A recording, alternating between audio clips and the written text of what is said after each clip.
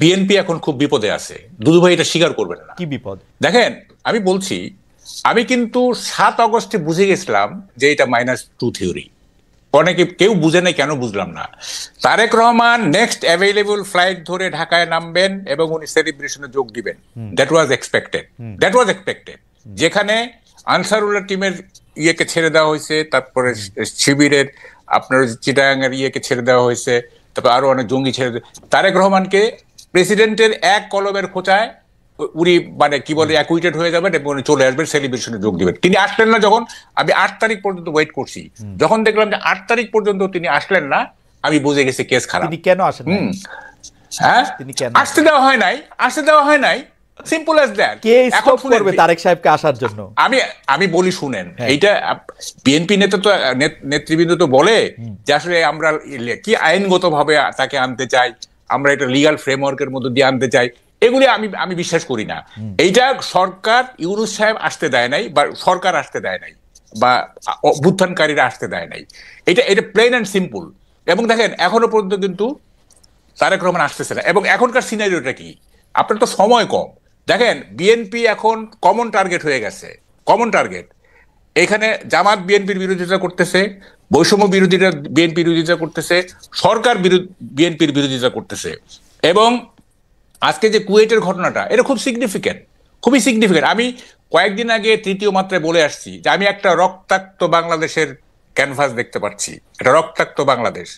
এবং সেইটা আমার এই প্রেডিকশন ভুল হওয়ার কথা। আমার কোনো প্রেডিকশনই ভুল হয় না, যাকগে অত ক্রেডিট নিতে চাই না আমি। কথাটা হচ্ছে যে একটা রক্তাক্ত বাংলাদেশের দিকে এগিয়ে যাচ্ছে। কামাল ভাই, আপনি একটা কথা, এমন একটা কথা বলছেন যেটা আপনি আসলে আগেও আপনার লেখা এটার মধ্যে ইঙ্গিত আছে, কিন্তু আমি এই কথাটার সাথে সাংঘাতিক রকমের দ্বিমত পোষণ করি। আমি মনে করি তারেক সাহেব বাংলাদেশে এখন ফিরে নাই, এটা তারেক সাহেবের চয়েস। উনি কেন ফিরতেছে না সেটা দুদু ভাই কিছুটা হইলে বলতে পারবে, কিন্তু বৈষম্য বিরোধী ছাত্র আন্দোলন বা ডক্টর ইউনূস তাকে ফিরতে দিতেছে না, এই ক্লেমটার পক্ষে আপনার যুক্তিটা কি? দেশ চালাইতেছে এখন বিএনপি, প্রত্যেকটা জায়গায় চাঁদার থেকে শুরু কইরা সচিবদের মধ্যে বিএনপিরে সালাম না দিয়ে সচিব হইতে পারছে কেউ? শুনেন, বিএনপি কে না, আমার একটা হচ্ছে যে আপনি একটু অন্যভাবে বলছেন। সরকারি সবকিছু দখল করতেছে জামাত, আর বেসরকারি জিনিস দখল করতেছে জামাতের কাছে গেছে হচ্ছে স্কুল কলেজ, না অন্যান্য ক্ষেত্র গেছে। যাই হোক, এখন সেটা কথা না। কথাটা হচ্ছে যে এই মুহূর্তে যদি তারেক রহমান বাংলাদেশে আসে, হ্যাঁ, তাইলে মানে উনি পুরো জিনিসটা ওনার গ্রিপে চলে আসবে, হোল নেশন তার পিছনে চলে যাবে। তারপরও কেন উনি আসতেছেন না? কি কারণে?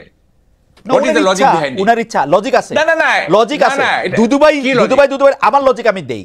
তারেক সাহেবকে 15 বছর উনি ক্ষমতায় ছিল না, ওনার অনেক ডার্টি লন্ড্রি জমছে, এগুলি উনার পরিষ্কার করে তারপর উনি আসবে। উনি আগে কেন আসবে? না, শুনেন, দেখেন, 5ই আগস্টের পরে তারেক রহমান যে ধরনের মানে ভূমিকা নিছেন, যে ধরনের বক্তব্য দিচ্ছেন, ওনার ইমেজ অলরেডি মানে কি বলে যে পুনর্বহাল হয়ে গেছে। ওনার কিছু ইমেজ খারাপ ছিল, মানে এই 2001 থেকে 2005 পর্যন্ত কিছু খারাপ হয়েছিল, এখন এটা পুনরুদ্ধার হয়ে গেছে। এখন আর উনি কেন ওয়েট করবেন, আমি তো এটি বুঝতেছি না। হ্যাঁ, উনি একটা ডেমোক্রেটিক পার্সোনালিটির ইমেজ ডেভেলপ করছেন এই গত 6 মাসে। উনি শান্তিপ্রিয় একজন নেতা হিসেবে নিজেকে মানে এস্টাবলিশ করছেন। উনি মানে এই সরকারকে সবসময় সহযোগিতা করার উনি মানে দিয়েছেন, নেতা কর্মীদের বলতেছেন এই সহযোগিতা করতে। তারপরে উনি আসবেন না, দিস ইজ এ প্যারাডক্স। এটা আপনি বললে হবে না। দেখেন, আমি ডাকসুর ডিবেট চ্যাম্পিয়ন, আমাকে উল্টাপাল্টা লজিক দিলে কিন্তু আমি পারবো না। আচ্ছা বাউকাল ভাই, আপনার লজিক আমার কাছে অসাধারণ লাগছে। আমি এটা একটু দুদু ভাইয়ের কাছে জিজ্ঞেস করি। দুদু ভাই, আপনার কাছে কি মনে হয়? আমি শুধু একটা জিনিস আপনাকে বইলা রাখি, মাহকাল ভাই, এই পর্যন্ত সরকার আসার পরে যা কিছু হয়েছে, বিএনপি চায় না এরকম কোনো কিছু না। আমি খালি আপনার মনে করা দিতে চাই, এই বৈষম্য বিরোধী ছাত্রদের আন্দোলনের মধ্যে এটা হয়েছে, তারা প্রেসিডেন্টের সরাতে চাইছিল, পারে নাই। তারা সংবিধানের প্রোক্লেমেশন দিতে চাইছিল, পারে নাই, কারণ বিএনপি চায় নাই। আওয়ামী লীগের নিষিদ্ধ করার প্রশ্নে বিএনপি চায় নাই বলে তারা এটা করতে পারে নাই। বিএনপি এখন মানে কি বলে ডিফেক্টো ক্ষমতায়।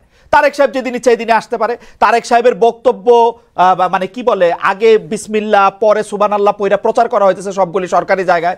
আমি তো এরকমই দেখতেছি যে তারেক সাহেব অলরেডি ইন পাওয়ার। যাই হোক, আমি দুদু ভাইয়ের কাছে একটু জিজ্ঞেস করি, দুদু ভাই, তারেক সাহেব আসে না কেন? সরকার তাকে আসতে দেয় না, বৈষম্য বিরোধী ছাত্র আন্দোলন তাকে আসতে দেয় না। কামাল ভাই অনেক বড় সাংবাদিক, অনেক বড় থিঙ্কার, এবং অনেক বিচক্ষণ ব্যক্তি। তো সেই হিসাবে কামাল ভাই যেসব কথাগুলো বলেছেন, গণতন্ত্রের একটা সৌন্দর্য আছে। আমি একাও যদি একটা বিষয় ভাবি, সেটা আমি বলতে পারি, ভাবতেও পারি, চিন্তাও করতে পারি।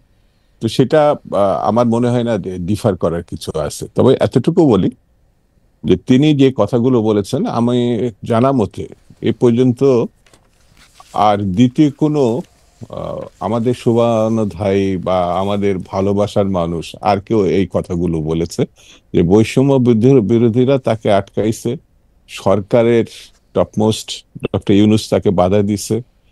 এই কথাগুলো বোধহয় আপনার অনুষ্ঠানে যদি না আসতাম আর কামাল ভাইয়ের কথাগুলো না শুনতাম, তাহলে আমার একটা গ্যাপ থেকে যেত। এরকম কথাও তাহলে কেউ কেউ ভাবছে যে তিনি এই বাধার কারণে তিনি আসতে পারছেন না। এটা আমার কাছে মনে হয়েছে। তো কামাল ভাইকে ধন্যবাদ যে একটা নতুন কথা দুদু ভাই, আপনার অনুমতি নিয়ে কি আমি একটা প্রশ্ন করতে পারি? কামাল ভাইয়ের কথা কিন্তু খুবই লজিক্যাল, কারণ এই পর্যন্ত বিএনপি তারেক সাহেবের না আসা পর্যন্ত সম্পর্কে যে যুক্তিগুলি দিছে একটা যুক্তিও ঠিক না। আইন আদালতের হ্যান ত্যান এগুলি একটাও ঠিক না। এটা নিয়ে আমি আলাদা ডিবেট করতে পারি, কারণ ইন অ্যাবসেন্সিয়া তার মামলাগুলি খারিজ হয়ে যেতেছে। উনি দেশে আসবেন, মামলা খারিজ হবে, এতে কি সমস্যা? আমি তো বুঝি না। আমি তো আমার মনে হয় যে এই 1 মিনিট বা 1.5 মিনিটের মধ্যে যে কামাল ভাইকে আমি সমালোচনা করছি বা কোনো শব্দ ব্যবহার করছি, এটা তো মনে হয় না। ঠিক যেটুকু বলি না, আমি এতটুকুই বলছি যে এটা গণতন্ত্রের সৌন্দর্য। এটা ভাবতেই পারে, বলতেও পারে। সত্য মিথ্যা আগামী দিনে এটা নির্ধারণ হবে, এখনই এটা ঠিক করা দরকার নেই। আর 2 নম্বর হচ্ছে বিএনপির পক্ষ থেকে যেটা বলছে, উনি আমাদের এই মুহূর্তে বিএনপির সর্বোচ্চ নেতা। কিছু কিছু ব্যাপারে তো তার নিজস্ব কিছু সিদ্ধান্ত থাকতে পারে। সব সিদ্ধান্ত সবার সঙ্গে একেবারে ভেঙে তারপরে সিদ্ধান্ত নিতে হবে এমন কথাও নাও থাকতে পারে, কিন্তু সর্বোচ্চ নেতা। তো তিনি, আমার মনে হয় এই জিনিসগুলো দেখছেন না, বুঝছেন না, জানছেন না, এটা আমার মধ্যে ঠিক না। এবং তিনিও ফিল করছেন, এই যে যেটা কামাল ভাই বললেন যে তার সম্বন্ধে কিছু নেগেটিভ কথা ছিল, ধরেন 2 থেকে 5 পর্যন্ত, সেটি এখন শুধু মানুষ অবিশ্বাসই করে না, সেটা কাটিয়ে তিনি জনপ্রিয়তায়, আমি বলবো আমার নেতা বলেও বলছেন, যতগুলো বিবৃতি, বক্তব্য, উপস্থাপনা সবগুলো গ্রহণযোগ্য পর্যায়ে তিনি নিয়ে গেছে। তার গ্রহণযোগ্যতা যে পর্যায়ে এখন বর্তমানে, এটা কামাল ভাই নিজেও বলেছেন, আমি তার সঙ্গে এটা একমত। তো আমার এই ক্ষেত্রে বক্তব্য, কেন আসছেন না, একটু অপেক্ষা করি আমরা। আছে না, কিছু জিনিস তো প্রধান নেতার হাতে ছেড়ে দিলাম, তবে আমার দৃঢ় বিশ্বাস তিনি খুব অল্প সময়ের মধ্যেই আমার এই দেশে ফিরে আসবেন। আচ্ছা, আমার ব্যক্তিগত মতামত। মাহবুব কামাল ভাই নিশ্চয়ই এখানে বলবেন। কামাল ভাই, আমি কি ওই যে ইয়াটা পড়ে নিব একটু, ওই যে জরিপটা, আমরা একটা জরিপ চাইছিলাম যে দর্শকদের কাছে একটু জিজ্ঞেস করছিলাম যে এটা নিয়ে আসলে আপনার বক্তব্য স্পষ্ট, যে নির্বাচন আমরা কিরকম চাইতেছি, কিন্তু আমরা দর্শকদের কাছে জানতে চাইছিলাম যে জাতীয় নির্বাচন দেরি হইলে দেশের সমস্যা বাড়তে থাকবে। বিএনপির ভারপ্রাপ্ত চেয়ারম্যান তারেক রহমান এরকম একটা মন্তব্য করে স্পষ্টই বললেন, আপনি শুনতে পেয়েছেন, যে উনি খুব শীঘ্রই ফিরে আসবেন। তবে আমি দুদু ভাইয়ের কাছে আসবো এটা নিয়ে, কামাল ভাইয়ের মন্তব্য আগে শুনে আসি। আচ্ছা, শোনেন কথাটা হচ্ছে, আমি আর একটু এগিয়ে যাই। দেখেন, মিসেস জিয়া মানে খালেদা জিয়া যেদিন লন্ডনে চলে গেলেন, তার 3-4 দিন আগে যুগান্তরের নিচে আমরা একটা ক্যান্টিনে চা খাই। তো কে জানি বলতেছিল যে বিএনপিকে এই করতে -2 থিওরি, এটা 111 মতো। তো দোকানদার যে, তাকে আমি বলছিলাম যে আমি কিন্তু টক শোতে বলবো, আপনি শুনেন, সে শুনছে আমি একটা টক শোতে বলছি। দোকানদার বলতেছে যে -2 না, -3। তাই বলে -3 মানে -3 আবার আসলো কোত্থেকে? বলে যে তারেক জিয়া, খালেদা জিয়া, শেখ হাসিনা, -3। মানে সে বলতে চায় খালেদা জিয়াকে আসতে দেওয়া হবে না। আমি এটা আই ডো নট এন্ডোর্স, সে বলতেছে আর কি, দোকানদার কিন্তু সে, হ্যাঁ, এইভাবে সে ভাবতেছে। যাই হোক, এখন দেখেন মানে বিষয়টা কোথায় গিয়ে দাঁড়াইছে। এই যে মানে স্থানীয় সরকার আগে না কি বলে যে জাতীয় নির্বাচন আগে, এইটাতে যে এই যে গভর্নমেন্ট উপদেষ্টারা বা গভর্নমেন্ট যে স্থানীয় সরকারের পক্ষে নিল, মানে এটার পক্ষে থাকলো, এটার কারণটা কি? এইটার কারণটা হচ্ছে যে বিএনপিকে মার্জিনালাইজ করা। তারা ক্ষমতায় থেকে ছাত্রদের দিয়ে তারা গ্রাসরুট লেভেলে অর্গানাইজেশন করবে, অর্গানাইজেশন শেপ একটা ভালো জায়গায় ভালো একটা অর্গানাইজেশনের শেপ দিয়ে তারপরে তারা ন্যাশনাল ইলেকশনে পার্টিসিপেট করবে, যাতে তারা ন্যাশনাল ইলেকশনে জিততে পারে। এটাই তো উদ্দেশ্য। এছাড়া আর কি উদ্দেশ্য থাকতে পারে? না না, কারণ যেখানে এখন আমার উদ্দেশ্য থাকতে পারে আমি বাংলাদেশের বা পৃথিবীর সবচেয়ে বিলিয়নিয়ার হইতে চাই, এটা একটা উদ্দেশ্য হইতে পারে, কিন্তু এটা ফলাফল তো আমি দেখতে পাচ্ছি 3 সিট, হ্যাঁ 3 সিট ম্যাক্সিমাম। এই যে ধরেন যদি এইটা সত্যি সত্যি এইটাই উদ্দেশ্য থাকে, এই উদ্দেশ্য তো কোনোদিন সফল হবে না। মানে আমরা তো পলিটিক্স দেখছি, শুনেন, পার্টির আমি- পলিটিক্স এই আমি প্রথম বলছি- দেখতেছি তা তো না, আরো তো দেখছি। শুনেন আমাকে বলতে দেন, আমাকে বলতে দেন। জি। আমি তো বলতেছি বিএনপির সবচেয়ে খারাপ ক্যান্ডিডেটের সাথে একজন ইনফ্লুয়েন্সিয়াল সমন্বয়ক জিতে আসুক দেখি। রাইট, দেখেন, রাজনীতি এবং নির্বাচন কিন্তু দুইটা ভিন্ন জিনিস। Absolutely. 91-এ আওয়ামী লীগের মিছিলের ঠেলায়, মিটিং এর ঠেলায় আমরা টিকতে পারি নাই। সবাই বলতেছে যে 220টার উপরে পাবে Awami League. I was the loan যে আমি বলছিলাম যে না, বিএনপি জিতবে। হ্যাঁ, এবং দেখেন সাইলেন্ট ভোট হয়ে গেল এবং বিএনপি জিতে গেল।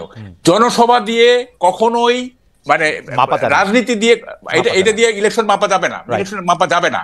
তো ফলে এই যে তারা শ্রম দিচ্ছে না, এই যে এত শ্রম দিচ্ছে এবং এর পিছনে বহু টাকা যাবে, বহু চাঁদা দিবে লোকজন, ভালোবেসে চাঁদা দিবে। হ্যাঁ, তারপরে এই যে এত টাকার কি মানে what is the use of all this things? হ্যাঁ, আমি তো এইটার কোনো দেখেন, আপনি দেখেন খালেদ, আপনি আমাকে মানে একদিন একা ডাইকেন তো, মানে আমার কথার পাহাড় জমে আছে, মানে এই যে 1 ঘন্টায় তাও দুইজন আমার মানে কথা শেষ না আচ্ছা ঠিক আছে, আমি আচ্ছা, আমি একটু এখন- কামাল ভাই আপনার কথা আমি একাই শুনতে চাই, আপনি ওই জায়গাটাতে একটু বলেন তো, আমি বোধহয় আপনাকে ডিস্ট্রাক্ট করতেছি যে আপনি বলেন। ওই জায়গাটা একটু বলেন তো যে আপনার কাছে কেন মনে হচ্ছে যে বিএনপি এর প্রতি অনেকে টার্গেট করতেছে, এই জন্য বিএনপি দুর্বল হইতেছে এবং বিএনপির শীর্ষ নেতৃত্ব আসলে এখন